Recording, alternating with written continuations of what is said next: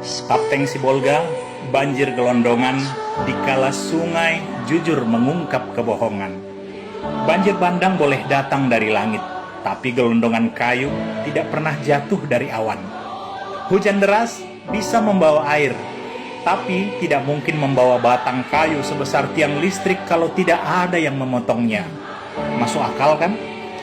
Belum lagi lubang-lubang tambang liar tanpa izin yang selalu mulus menembus perut gunung di Tukka, hingga air bingung mencari tempat berlindung.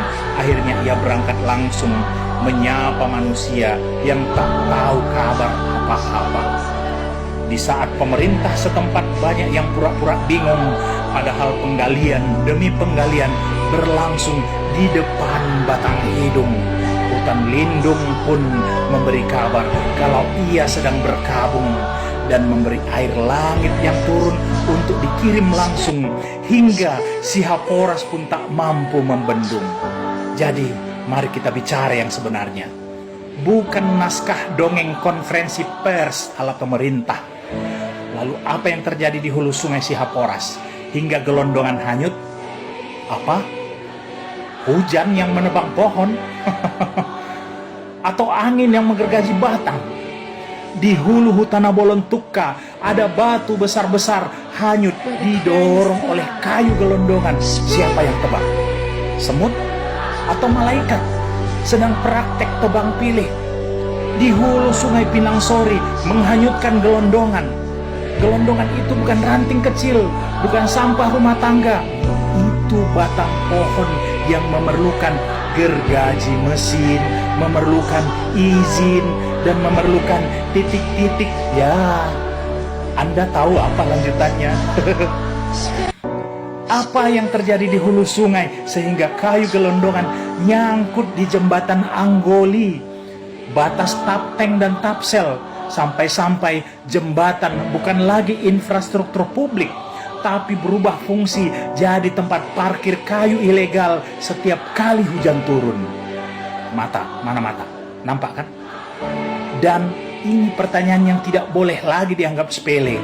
Ada apa ini Pak Bobi Nasution, Gubernur Sumatera Utara? Sehingga kayu gelondongan besar-besar hanyut di Sungai Batang Toru yang hulu sungainya melewati Taput. Ada apa dengan Taput? Tapsel, ada apa dengan Tapsel? Hingga berujung ke Tapteng, ada apa dengan Tapteng? Hutannya maksud saya. Apa yang sebenarnya terjadi? Apakah banjir bandang sedang mengungkap apa yang selama ini disembunyikan dalam kebohongan? Atau sungai sedang berkata jujur sementara pemerintah sedang sibuk mengarang alasan? Karena wajar kalau air meluap, tapi tidak wajar kalau hulu sungai berubah jadi jalur distribusi kayu ilegal. Tidak wajar kalau batang pohon seukuran pelukan manusia bisa hanyut seperti sampah plastik. Tidak wajar kalau bencana justru membuka buku besar perusakan hutan yang selama ini ditutupi rapi lagi-lagi dengan kebohongan. Lucu ya, setiap kali banjir pemerintah menyalahkan cuaca ekstrim. Tapi kayu gelondongan yang hanyut ini mau disalahkan ke siapa? Ke hujan? Ke badai? Ke Tuhan? Tuhan pula mau kalian salahkan. Ini bukan bencana alam. Ini bocornya skandal kebijakan. Ini kegagalan pengawasan. Ini rapot merah penegakan hukum.